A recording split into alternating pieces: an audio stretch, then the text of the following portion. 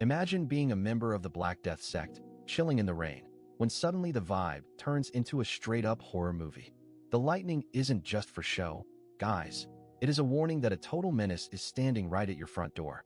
The rumors were true, and the local fodder are absolutely losing their minds because the legendary Nameless Swordsman has finally arrived to collect their souls. They are screaming to kill him, but honestly, look at that drip. They are just NPCs in his world. These unorthodox faction warriors charge in like they actually have a chance, thirsting for blood like it is a Black Friday sale. Spoiler alert, the only thing getting discounted today is their life expectancy, as the MC prepares to turn this courtyard into a cemetery. One absolute genius decides to try a sneak attack from the shadows, thinking he is the main character of a stealth game. He really thought he could catch our boy off guard from behind, but the Nameless Swordsman is built different. Before this guy can even process what is happening, the MC delivers a lethal counter with blinding speed. You can see it in his eyes. He is not here to play games or give long-winded speeches about the power of friendship. The attacker gasps his final breath in total disbelief, wondering how on earth he got sliced while the MC was not even looking at him. That is what we call a skill issue, buddy. Maybe try not being a side character next time. The sound of rushing rain is the only thing louder than the internal screaming of these sect members. The MC stands amidst the absolute carnage he just created, looking like a dark god with those bandages hiding whatever trauma-fueled face is underneath. The leader of this circus finally steps out, questioning why a supposed warrior of justice would hide his identity so thoroughly. He is trying to act all philosophical, but you can tell he is sweating bullets under that smug exterior. Our Nameless Swordsman does not even blink as he coldly dismisses the title, stating plainly that he is not a warrior of justice at all. He is basically saying, I am just here for the smoke, old man, and honestly, we love an honest king. The leader is genuinely confused now, asking why someone who isn't righteous would waste their time hunting down the unorthodox faction. It is like he cannot wrap his tiny brain around the idea of a chaotic, neutral protagonist. The Wanderer reaffirms his stance with zero hesitation, declaring that he has never once claimed to be a righteous or noble man. He is a professional hater, and the unorthodox faction just happened to be on his to-do list today. The leader starts laughing like a typical anime villain, accusing the swordsman of deceiving the entire world with his hero-like actions. He thinks he found a plot hole, but the MC is about to shut that down real quick. The protagonist counters that he never tricked anyone. People just projected their own desperate hopes and beliefs onto his blade because they needed a hero. Talk about a savage reality check for the entire martial arts world. Impressed by this dark honesty, the leader realizes he is dealing with the true monster, not some self-righteous monk. He finds the Nameless Swordsman incredibly intriguing, probably because he knows this is the last interesting thing he will see before he dies. Knowing his time is up, the leader prepares himself to cross the river of the dead without any regrets. He is going out with some dignity, which is more than we can say for the fodder he sent to die earlier. He challenges the warrior to come forward, accepting that whether he is a hero or a literal demon, the result of their clash is going to be the same. The tension is so thick you could cut it with a dull butter knife. The intensity peaks as the leader prepares for his final stand against the man who came there specifically to end his bloodline. It is a clash of titans in the pouring rain, and only one of them is walking out of this sect alive. Imagine being a legendary sect and getting packed up in a single afternoon. The Manhwa sect is currently a literal lake of blood, and the vibe is absolutely cooked.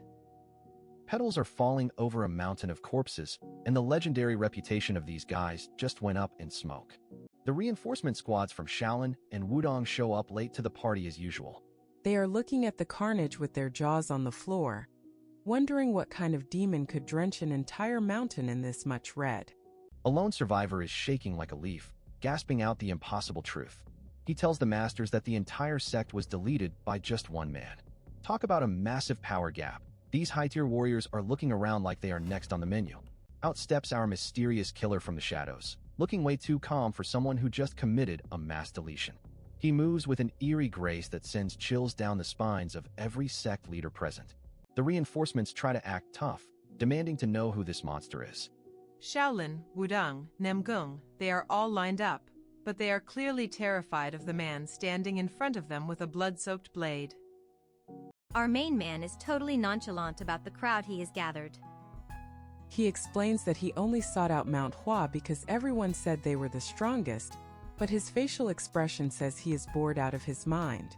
He roasts the entire sect right to their faces, calling the rumors a total scam.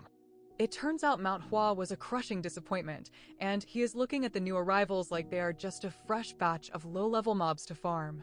The sect leaders are losing their minds, screaming about peace and souls while they prepare a combined attack. They think they can jump him and win, but our boy just smirks like he is finally about to have some actual fun. Just as the battle reaches a fever pitch, the world starts to glitch out. The high-stakes drama turns into pixels, revealing that this entire bloodbath was just a session of a hyper-violent virtual reality game. Meet Dong Bongsu, the ultimate gamer who just pulled off a sect-wide genocide from his couch. He removes his VR headset, looking a bit sweaty and wondering if that combined attack was actually going to be a challenge. This game is Murim Online, a simulation famous for its extreme gore and severed limbs. Despite everyone demanding it be shut down, Bongsu is addicted. Meanwhile, the news is reporting that a big-shot executive named Mr. No has gone missing. Bongsu is not just a menace in the game. He is a real-world predator. We see him in a dark room with a terrified captive who is sobbing and begging for mercy. This is definitely not a gaming stream anymore. The captive is Mr. No himself, looking absolutely pathetic as he pleads with Bongsu. Bongsu just looks at him with those dead eyes, asking if the man really expects help after what he has done. Bongsu drops the receipts. He pulls out photos of No's heinous crimes, torturing and murdering 6 innocent women. This corporate simp thought he was a ghost, but Bongsu has been hunting him this entire time. Bongsu is done with the talking. He raises a massive hammer, ready to deliver some vigilante justice.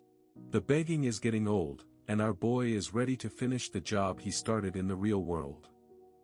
Suddenly, the police breach the room, screaming for Bongsu to freeze. They found his hideout, and now our vigilante is trapped.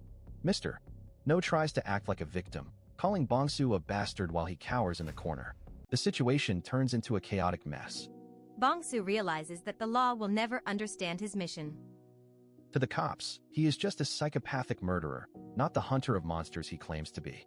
Bongsu makes a move, and the cops do not hesitate.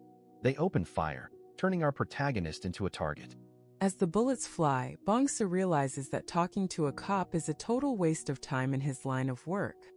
As he lies there dying, Bongsu reflects on the nature of predators and prey. He has no regrets about taking out the trash.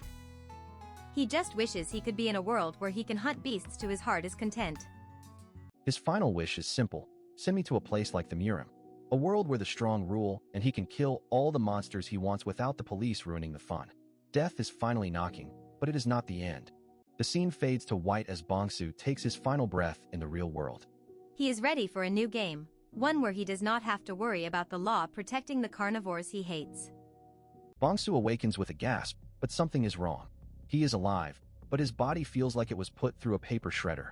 He is covered in wounds and bruises that definitely did not come from a gunshot.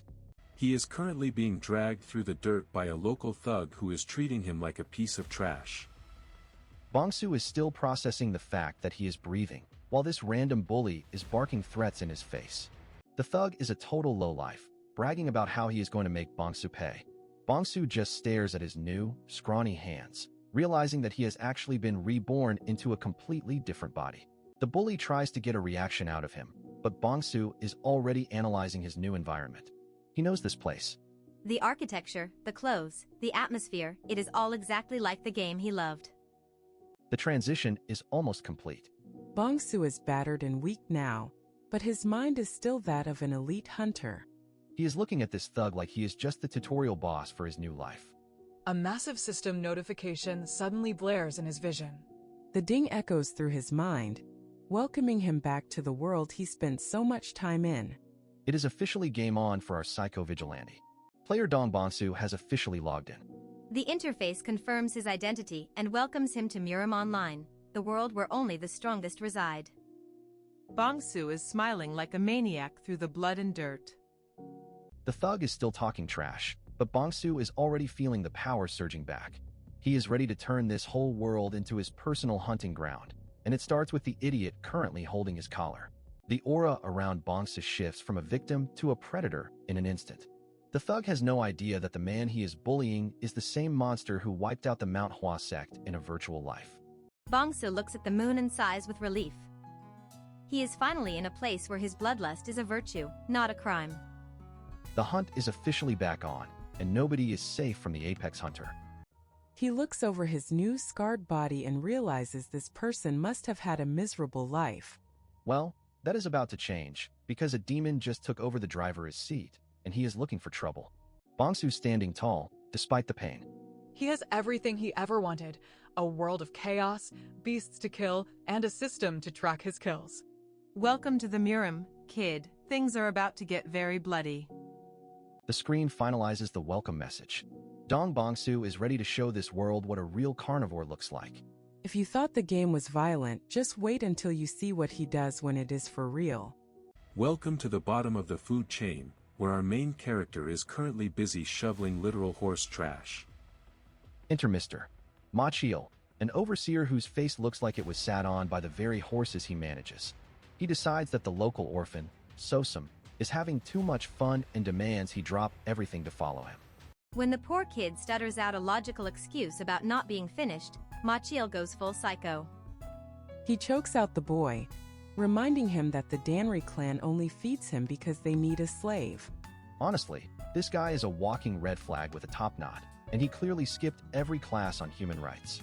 Just when you think the bullying is over, enter Dong-O, another generic thug who probably smells like cheap ale. These two geniuses decide that instead of working, they are heading to the Phoenix Tavern to get wasted. And who gets the bill? Not them. They are leaving all the heavy lifting to our resident punching bag. Look at this pile of weapons. Machiel calls Sosum a perfectly good horse and punches him into the dirt just for existing. It is the classic bully the weak orphan trope turned up to 11. He is basically telling the kid to move a mountain of steel while he goes to simp for some tavern girls. The trash duo leaves, and Sosum is left coughing up blood. The kid starts hauling bags of swords that weigh more than his entire bloodline. We get a glimpse of his tragic backstory. Family wiped out by a flood, leaving him as the sole survivor just to be treated like dirt. Life really has it out for this kid. He is literally dragging himself through the red-tinted misery of his existence.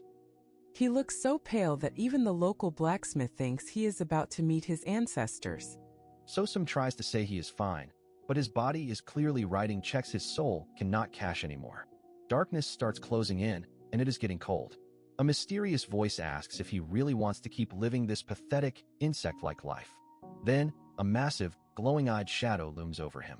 If this is the Grim Reaper, he is definitely on steroids. The original Sosum finally breaks.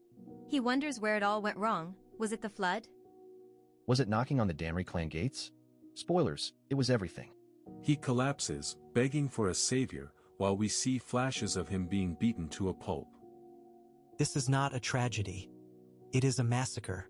It is a glitchy, backwards status window. Welcome to Murim Online, the game where the strongest reside.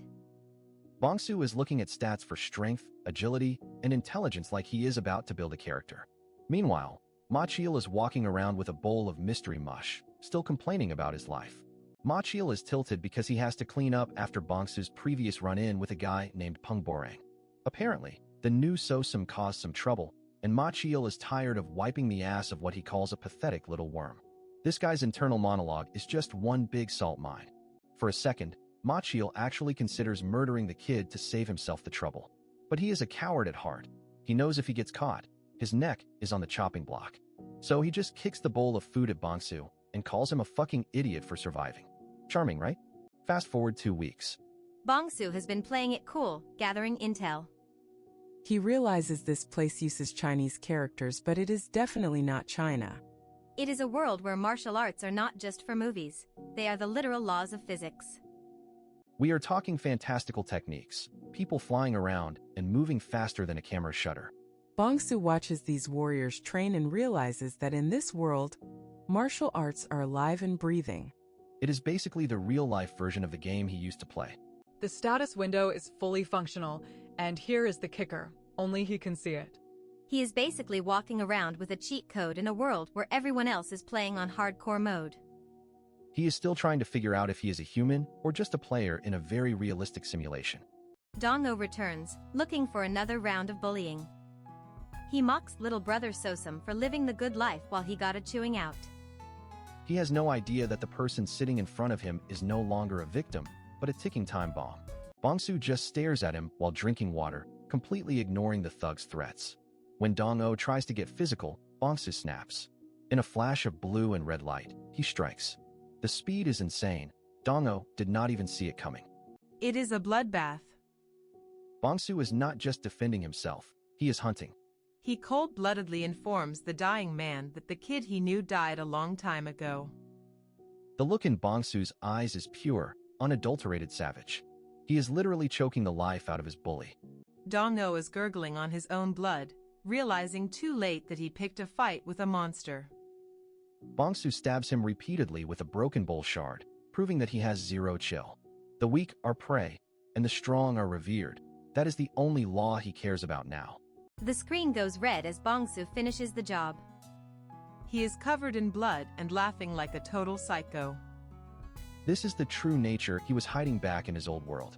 He is not just surviving, he is enjoying the heat of the kill.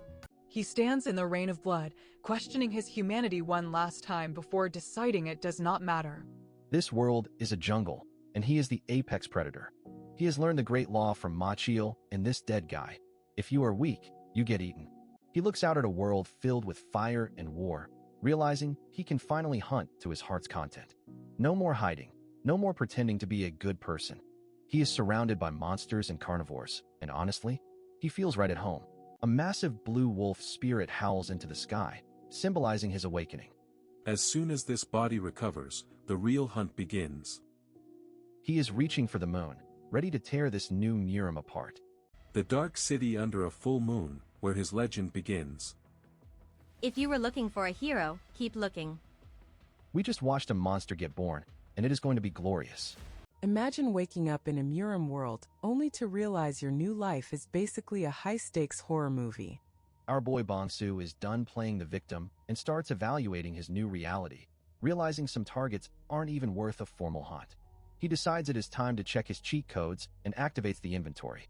Back in the Murim online game, this was just a basic slot-based system, but things are looking way more broken here. Instead of limited slots, he discovers the space is a massive, open void. We are talking hundreds of square meters of empty space just waiting to be filled with whatever he loots. To test the limits of this absolute cheat code, Bongsu focuses on a massive object.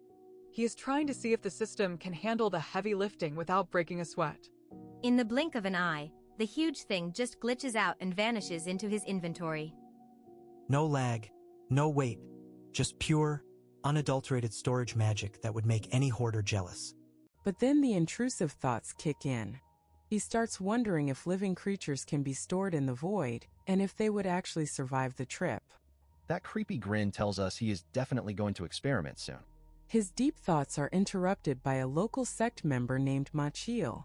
This guy is a total bottom-tier thug who loves power-tripping on people he thinks are weaker than him. Machiel starts mocking Bongsu for being a mute, calling him a half-wit and a slacker. He demands our boy stops daydreaming and goes to walk a horse like the good little servant he thinks he is. Bongsu just hits him with the you hacked, playing the role of a brainless mute perfectly. Machiel is visibly disgusted, wondering what he is even supposed to do with a guy who can't even speak properly. While walking the horse through town, the local brats decide to join the bullying session. They start pelting Bongsu with rocks because apparently, in this world, being an orphan is a crime punishable by stoning. These kids are even singing cruel songs about how Sosum is a stuttering idiot. They have no idea that the man they are mocking is currently holding back a literal demon inside him. Bongsu keeps his head down, but his aura is getting darker by the second. The contrast between his pathetic stuttering act and those glowing red eyes is enough to give anyone nightmares. He just pats the horse and keeps moving, acting like the perfect, harmless victim. The patience on this man is insane, but we all know that when he finally snaps, it is going to be a bloodbath. The kids keep chanting that he can't do anything because he is an idiot. They are literally poking a sleeping dragon with a stick and laughing about it. Meanwhile, Machiel is back at the armory whining about his own chores. He is also getting suspicious because his buddy Guak Dongo hasn't shown his face in days, probably because he is already stored somewhere. Machiel is shocked when Bongsu emerges from the armory. Not only is he back early, but he somehow finished all the weapon cleaning and heavy labor ahead of schedule. To really sell the act, Bong-soo hands over a bribe in the form of a heavy coin bag. Ma-chil is absolutely ecstatic, laughing about how the brat finally learned how the world truly works. As Ma-chil struts away with his pockets full, Bong-soo drops the facade. He coldly notes that those coins aren't a gift, but rather the fare Ma-chil will need for his one-way trip to the afterlife. Feeling like a total high roller with his new blood money, Ma-chil decides to skip his usual cheap tavern. He is looking to spend big and act like the boss he clearly isn't. He arrives at the Phoenix Tavern and immediately demands to see the top-tier beauty, Chosian. He is throwing the bag of coins around like a total simp, desperate for some high-end attention. Ma-chil sits in the room, puffing his chest out and waiting for the show to start. He is so lost in his own greed and lust that he doesn't realize his life expectancy just dropped to 0. Chosian finally enters, and Ma-chil is completely mesmerized. He thinks her beauty is on a whole different level compared to his usual girls, and he is already drooling over her. He tells her to sit close and pour him a drink, acting like he is the king of Murim. He is so focused on her delicate hands that he has no idea he is being watched from the shadows. Through a crack in the wall, a single red eye is watching his every move. Bong-soo is right there, and Ma-chil's time is officially up. Welcome to the Phoenix Tavern, the local hotspot where morals are optional and the customer is always right as long as their wallet is fat. This greasy boss is busy judging a client for picking a girl young enough to be his daughter, but he quickly reminds himself that money doesn't have a soul, so he might as well enjoy the profit. Enter our boy Bong-soo, still rocking the Sosum skin and looking like a total peasant, just waiting to be stepped on. The staff doesn't even bother with a warm welcome, immediately throwing shade and asking this mute if he even knows where he is standing. They tell him to get lost before they lose their patience, but our boy has a bag of coins that speaks way louder than any insult.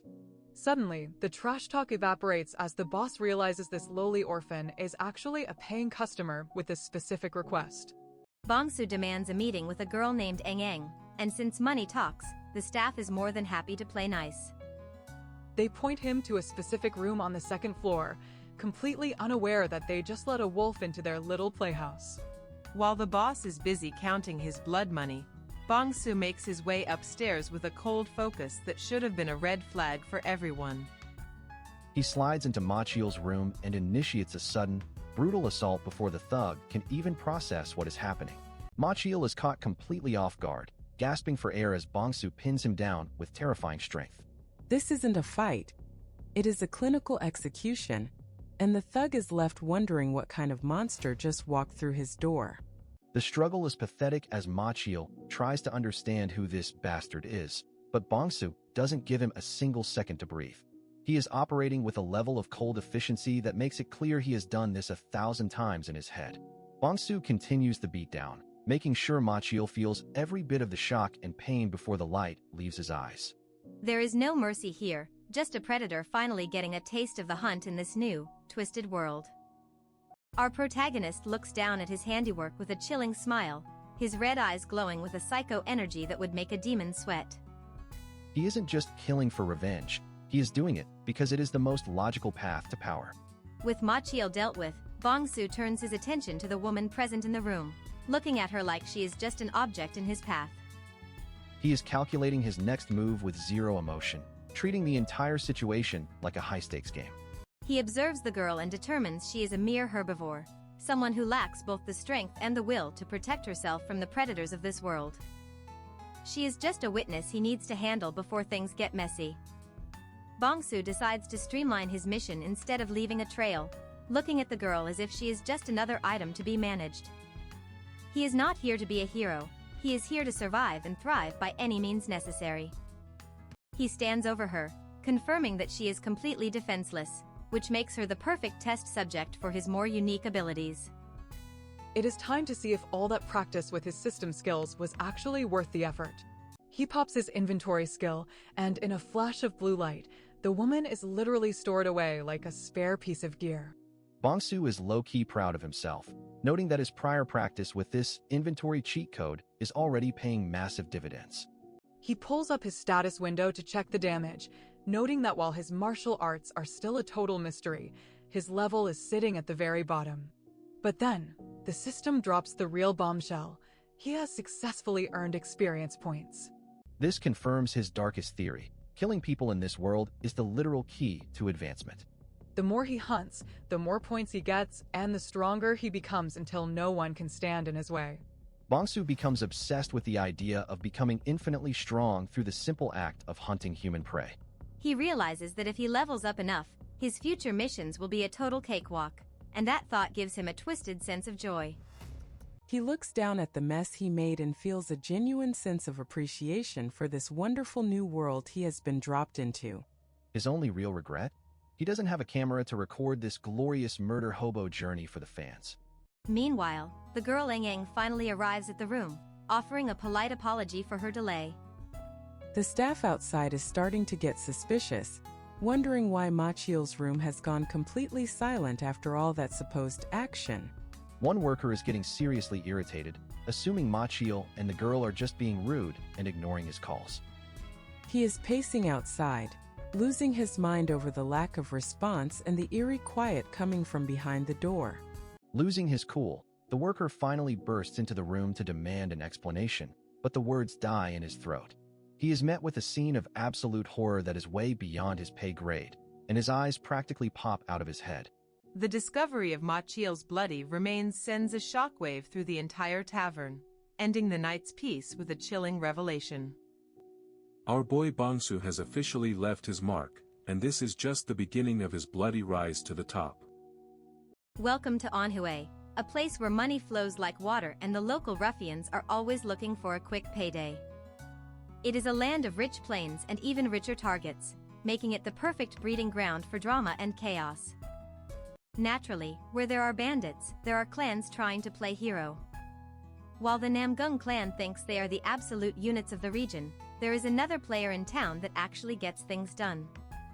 Enter the Danri clan and their elite Black Crow squad. These guys are the ultimate intelligence masters, making the legendary beggar sect look like amateurs when it comes to digging up dirt within Anhui borders. But even the best spies are currently losing their minds. Squad leader Gi Daehyo is staring at a report that looks like a glitch in the Matrix because a literal suicide plague is sweeping the province. The trail leads back to the very first victim, an armory artisan named Machiel. This guy was found dead at the Phoenix Tavern, and our squad leader decides he needs to see the crime scene with his own eyes. Daehyo is not about to let his subordinates handle this one. He heads straight to the tavern, probably hoping for a lead but finding nothing but a massive headache and a bunch of nervous locals. He steps into the room where Machiel was found hanging from the rafters. At first glance, it is a textbook suicide, but Daehyo is looking for the red flags that everyone else missed. Here is the kicker: it is a locked room mystery. The only way in involves moving heavy ceiling beams that have not been touched in years. It is physically impossible for a killer to leave this way. Cut to our boy Bongsu, who is out here living his best life with a fine horse and a system UI that would make any gamer jealous. He is currently crunching the numbers on his next power-up. Bongsu realizes that if he wants the big XP gains, he needs to stop bullying commoners and start hunting actual martial artists. He needs the perfect middle ground prey to bridge the gap. Speak of the devil. A group of low-tier street thugs decides to show up and remind everyone why they are destined to be fodder. They start mocking Bongsu, calling him a loser and a simp. Bongsu is internally debating whether he should just delete these guys. He even considers stuffing their bodies into his inventory to keep the streets clean, but he is trying to avoid a public scene. These NPCs really have no survival instinct. They keep pushing their luck, unaware that they are standing in front of the most dangerous man in the province who is just waiting for an excuse. Django is out here making plans for a horse he does not own, while Bongsu is sensing enough killing intent to fill a stadium. It is officially time for the victim act to end. Bongsu finally breaks his silence and tells them to just kill him already if they are going to talk so much trash. The thugs are stunned that the local loser actually has a voice. Bongsu triggers his inventory ability, and suddenly the air is filled with glowing chains. It is not a fight, it is a clinical removal of trash as he strikes with terrifying speed. One by one, the thugs realize they picked the wrong target. Bongsu is moving like a ghost, leaving nothing but blood and broken egos in his wake as he clears the room. The system chimes in with the best news ever. Bongsu has officially hit level 2. The experience points from these idiots were just enough to give him that sweet, sweet level-up glow. The survivors are absolutely losing it, screaming that he is a demon before running for their lives. Our boy just stands there, looking like the ultimate menace, ready for the next challenge. Imagine being a low-tier thug who thinks he is the main character, only to realize he is just fodder for a literal monster. This guy is huffing and puffing like he is running a marathon, but the only thing he is racing toward is his own funeral. Look at that face. Pure, unadulterated terror. He is begging for his life like a simp, but our MC does not do mercy. 1 second you are a big shot, the next you are face-planting into the dirt wondering where it all went wrong. He really had the audacity to call our boy a living coin purse? Local bully discovers that the cripple he used to beat for lunch money is now the demon under his bed. Talk about a glow-up that comes with a side of murder. It is totally unfair, he cries. Yeah, life is tough when your victim starts fighting back with cheat codes. He is being dragged through the mud like a sack of trash, and honestly, We love to see it. Wakey wakey, eggs and bakey. Time to meet the demon you were mocking 5 minutes ago. Bongsu is just sitting there, waiting for the trash to wake up so he can start the real fun. The vibes are immaculate and terrifying. Nothing loosens a tongue faster than a sharp blade and a cold, dead stare. Bongsu is not here for small talk. He wants names, and he wants them now. Tell him about Django, or lose a limb. Your choice, buddy. So the trash he just took out was actually an executive for the Black Society. These unorthodox groups think they own the back alleys of Bongyang, but they just met the ultimate health inspector. The big boss is named Bang Bang Poyam. Sounds like a brand of cheap fireworks, but apparently, he is the one who wanted Bongsa dead just to steal a horse. Petty much? Our MC is taking notes, and he is definitely checking them twice. Bongsu offers the classic deal, give me the tea, and I might let you live. The thug's face lights up with hope, which is hilarious because he clearly has not read enough manhwa to know how this ends. Inventory is not just for loot, guys. It is the ultimate evidence disposal system. No body, no crime, and a perfectly clean alleyway. If the MC ever gets tired of being a god, he has a solid career in professional cleaning. Our boy just realized these criminal groups are the perfect XP farm. They are too weak to actually kill him, but strong enough to give those sweet, sweet level ups. It is basically an all-you-can-eat buffet for a hunter. Wait, leveling up heals every single scar and wound. This system is basically free plastic surgery and an ER visit rolled into one. He is even speculating he could survive a hole in the heart. Talk about being built different. But there is a massive catch. The level up light is basically a giant kill me sign in the sky. Subtlety is definitely not this system's strong suit. One flashy level up in the wrong place, and every psycho duke in the land will be on him. Bongsu knows the deal. A hunter hiding among prey has to look like a boring, ordinary civilian. He is going full stealth mode because the best predators are the ones you never see coming until it is too late. Walking through the city with his horse, looking like he wouldn't even hurt a fly. This man's poker face is legendary. He is already planning how to farm the Black Society for everything they are worth. Just as he is getting lost in his own edgy thoughts, some random guy has the nerve to grab his shoulder. He asks if he is Sosum, and the tension just went from 0 to 100 real quick. The stranger drops the bombshell. Did you kill Machio? Looks like the past is catching up faster than expected. Bongsu's eyes are glowing, a fist is flying, and we are officially on a one-way trip to Hype Town. Imagine being so much of a mistake that the entire universe starts throwing error codes the moment you level up. Our boy Bongsu is out here breaking the Murim system just by breathing, and honestly, that is some top-tier protagonist energy. He realizes that since he is a literal glitch in the Matrix who should not exist, the game system is having a total meltdown trying to calculate his presence. No point in crying about it now, though. He is already here and ready to cause problems. Look at the status window trying to fix itself. The stats that used to be hidden behind question marks are now turning into gauge bars because reality apparently cannot be quantified like a cheap mobile game. It is all about the vibes and the power levels now. He starts scrolling through his skill list like he is checking a grocery list. You have got your basic slash, thrust, and block, the typical starter pack for any Murim simp. But then, things actually get interesting. A wild spirit eye appears. This is a technique even a veteran player like him has never seen before. Before he can even process the mystery, the system force activates it because a massive threat just stepped into his personal bubble. Talk about a jump scare. The system starts screaming that an enemy with a level difference of 10 or more is closing in. The countdown is on, and Bong-soo is just sitting there while the proximity alarm goes off like a nuclear siren. Bong-soo is not even sweating. He knows that if this was a real assassin, they would have been at his throat already. Instead, this master is taking his sweet time, probably waiting for a dramatic entrance. Our boy starts doing the math on the power gap. To reach a level 10 ranks higher than him, this person must have stacked a mountain of bodies. We are talking thousands, maybe tens of thousands of lives sacrificed to the grind. He is staring at the door, waiting for this high-level monster to appear. In this world, the difference in level is not just a number. It is the difference between a god and an ant. And right now, the god is knocking. The door swings open and in walks unit leader G.I. Daehyo, looking like he has not had a decent nap in decades. He is not here for small talk. He wants to know if Bong-soo is the one who sent Ma-chil to the afterlife. The interrogation is intense. Daehyo is looming over him, asking if he is really just a lowly servant named Sosum. Bong-soo has to play the part of a terrified nobody perfectly unless he wants to be the next victim of that mustache.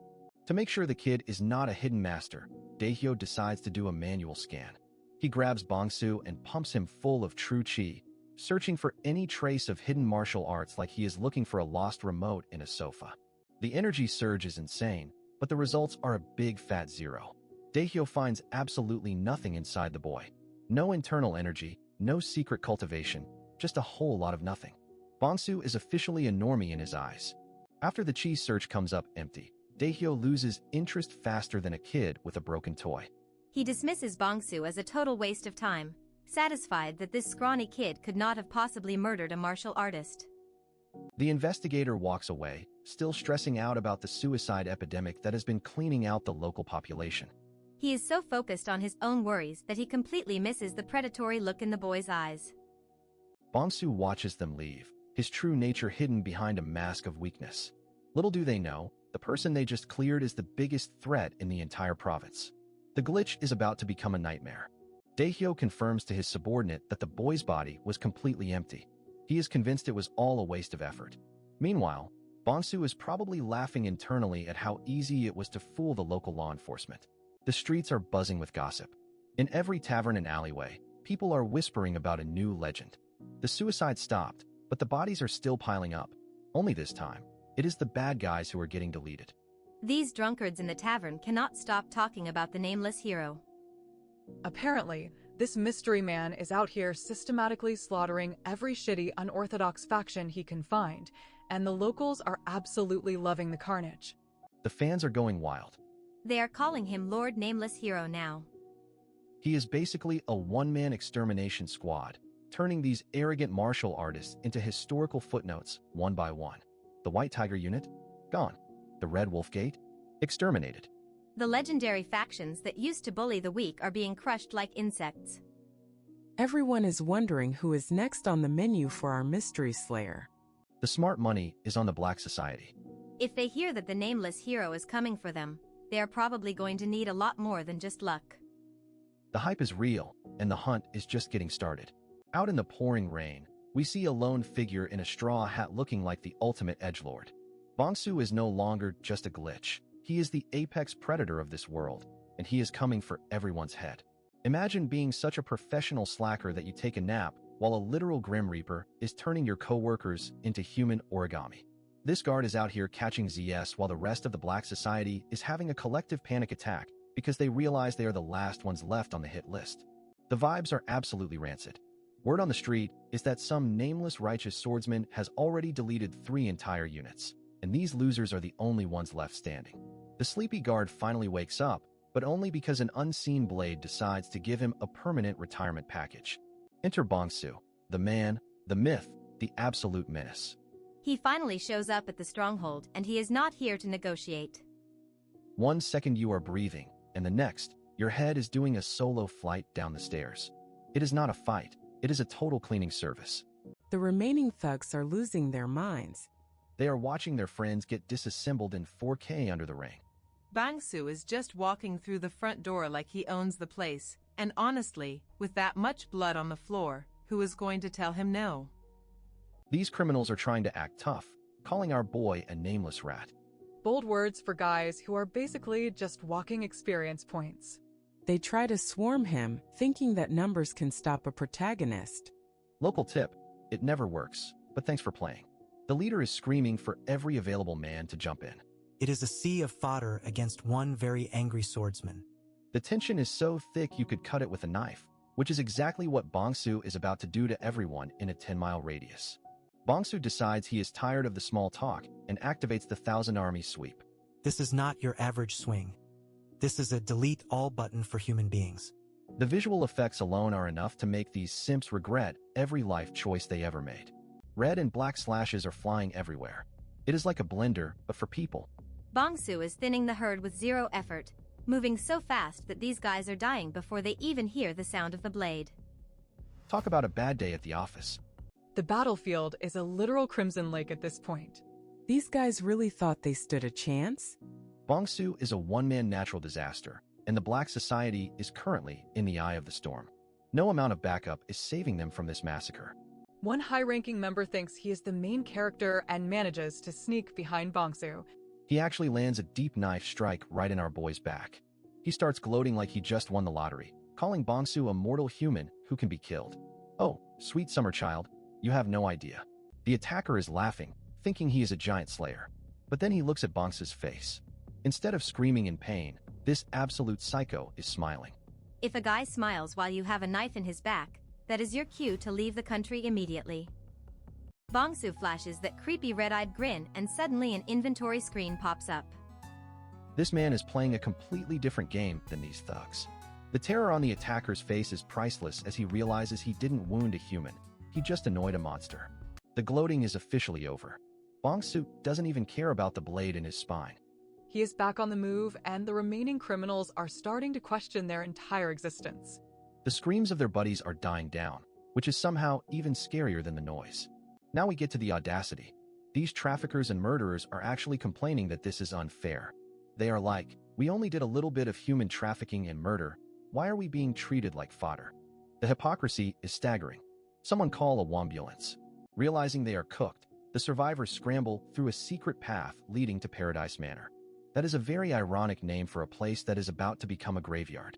They are hoping the leader's estate will provide some safety, but they are just leading the wolf to the sheep. They try to use the darkness to their advantage, setting up a trap and firing a volley of projectiles. They are huddled in the shadows, praying that they hit something. It is pathetic, really. These red flags are trembling while Bongsu just walks through the fire. Bongsu emerges from the dark completely unfazed. The arrows didn't do squat. The survivors are shrinking back, their last-ditch effort failing miserably. You can practically smell the fear through the screen at this point. The Paradise Manor is looking real hellish right now. One terrified survivor has the nerve to ask what they did to deserve this. He is crying about what right Bongsu has to judge them. My guy, you are a human trafficker. The moral high ground is about 10 miles above your head. Bongsu just stares them down with those cold, dead eyes. Bongsu finally speaks, and he is not here for a debate on ethics. He tells them straight up that he doesn't care about their reasons or their lives. He only wants one thing, their lives. It is cold-blooded efficiency at its finest. No mercy, no monologue, just facts. The final cleanup begins. Bongsu is moving through the remaining trash with zero hesitation. Every swing is a period at the end of a very dark sentence. The Black Society's ranks have been officially decimated, and only one name remains on the list. With the subordinates cleared out, Bongsu looks toward the main building. The final boss is waiting. The leader of the Black Society, Bang Poyam, is the only one left.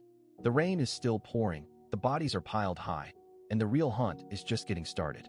Imagine thinking you are safe behind your walls, only for a literal shadow to start picking off your squad like a horror movie villain. Our boy Bongsu is officially on his demon arc, and the White Tiger unit is the first course on his revenge menu. He knows he is still a bit of a glass cannon compared to the top-tier Black faction members, so he is not playing fair. Arson, ambushes, and luring them into the dark, it is not honorable, but dead men do not complain about the rules. By the time the leader of the White Tiger unit finally wakes up and smells the smoke, it is already game over. More than half of his subordinates are already cold bodies on the floor, and the vibe is officially catastrophic. Here is the hilarious part. Because he is murdering the bad guys, the local townspeople think he is a hero. They have dubbed him the Nameless Righteous Swordsman, and Bong-soo is more than happy to use that hero mask to keep his bloody business running smoothly. Leveling up comes with perks that would make any gamer drool. He just unlocked Qinggong for that top-tier mobility and the 3 Forces sword art. Our edgelord protagonist is officially getting a buff that makes him a walking disaster. Now that he can actually face these thugs in a direct fight, it is a total slaughter. Even the kids in the street are play-acting his kills. The Red Wolf Gate? Erased. Gone. Deleted from the server. Bong-soo is not leaving any witnesses. There is only one trash tier group left in the region of Bongyang, and that is the Black Society. Bong-soo is strolling up to their front door like he is there to deliver a pizza, except the pizza is just pure violence. He finally comes face-to-face with the big boss, Bang Poem. This old guy is sitting there all dramatic in the rain, probably wondering why a guy wrapped up like a mummy is currently dismantling his entire organization. Bang Poem tries to get philosophical, asking why a swordsman of justice is hiding his face. Bong-soo just stands there looking like a menace, probably thinking about how much he hates small talk before a murder. Look at that face. Bong-soo is literally laughing at the idea of being a hero. He is here for one thing only, and it is not saving kittens from trees. The mask is off, even if the bandages are still on. The duel kicks off with high-voltage energy. Bang Poem is no slouch, and he is moving with the kind of speed that justifies his position as a leader. He wants Bong-soo to show him everything he has got before the end.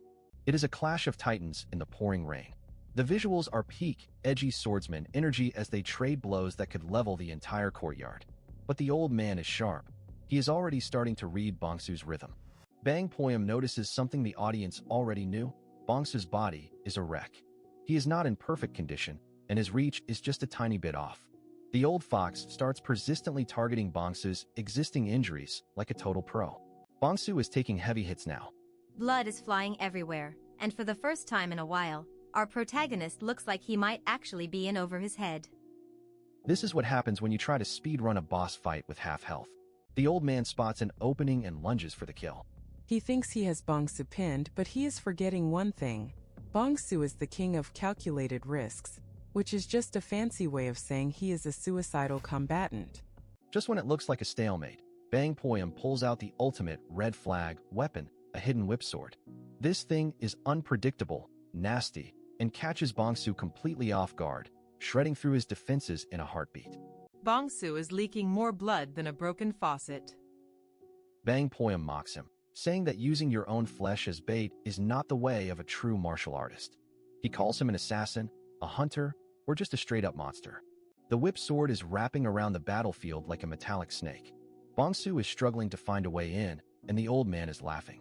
He thinks he has the upper hand because he is playing a different game entirely. Bang Poem is getting cocky, calling Bong-soo a murderous demon. He thinks he has seen all of Bong-soo's tricks. But Bong-soo just looks at him with those dead eyes and explains that in a life-or-death duel, the one with more secrets wins. Our boy is not done yet. He tells the leader that he has officially run out of moves, while Bong-soo is just getting started. The 3 Forces sword art is about to be unleashed, and the vibe is shifting from predator to prey real fast. The final exchange is absolute chaos. Bong-soo is basically daring the old man to try and kill him one last time. He is leaning into the demon title now, and the Black Society is about to find out exactly why the Red Wolf Gate disappeared. Everything comes down to this one moment. The rain, the blood, and the sheer audacity of Bong-soo using himself as a human shield just to get one clean strike. It is not pretty, it is not honorable, but it is definitely Bong-soo. The whip sword fails to stop the inevitable. Bong-soo has more hidden advantages than a cheat code user, and Bang Poem's face goes from smug leader to terrified victim in record time. The hunt is reaching its climax. Bong-soo's resolve is terrifying. He does not care about the pain or the insults. He is a hunter, and he has just caught his biggest prey yet. The Black Society is seconds away from being a memory. As the final blow prepares to land, Bong-soo reminds the old man that righteousness was never part of the deal. He is here to deliver a game over screen, and he is doing it with a smile that would give a nightmare nightmares. The energy on the page is insane. Bong-soo is fully committed to the kill, ignoring his shredded body to ensure the leader of the Black Society stays down for good. This is what peak demon mode looks like. Bang Poyam lets out one last scream, calling him a murderous demon, but it is too late.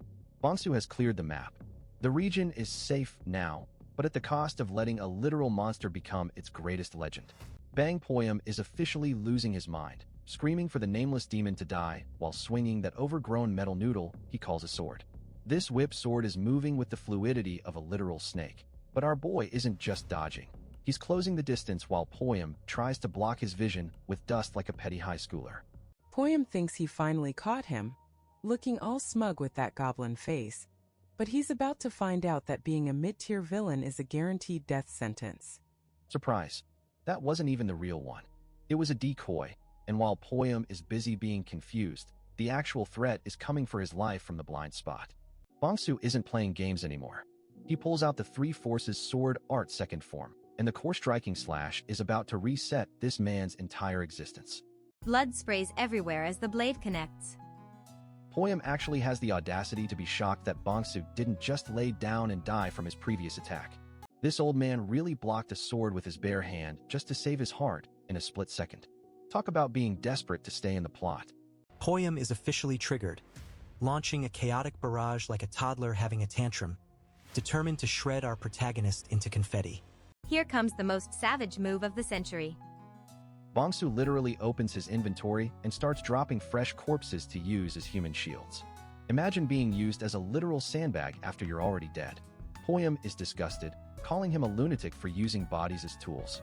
While the villain is busy being morally offended, Bongsu uses that grim opening to drive his blade straight into Poyam's chest. The life is draining out of this snake sword simp, and he's still asking why like it's going to change his fate. Sir, you're in a Murim manhwa. Death is the only retirement plan here. Bongsu looks absolutely terrifying as he stares down his prey. He doesn't need a reason to kill. He's just the predator, and Poyam is the unlucky snack. Poyam finally realizes the hierarchy of the food chain. He's not the hunter. He's just another weakling being stepped on by someone actually strong. The finality of the strike is beautiful. Bongsu is essentially cleaning house, making sure every single member of the Black Society in Banyang gets a one-way ticket to the afterlife. One last splash of red, and it's over. Poyam falls, and with him, the entire local branch of the bad guys is officially out of business. Bongsu explains his worldview. Humans have been killing each other since we looked like apes. Civilized or not, the strong always trample the weak. From primitive clubs to city skyscrapers, nothing changes. The blood of the weak fuels the world, and this time, Bangsu is the one holding the fuel pump. He literally whispers into the dying man's ear that he's simply the strong one this time. Savage doesn't even begin to describe the vibe here. He looks like a total menace walking through the rain. Every single trash mob in this city is dead, and our boy is leveling up his ambition.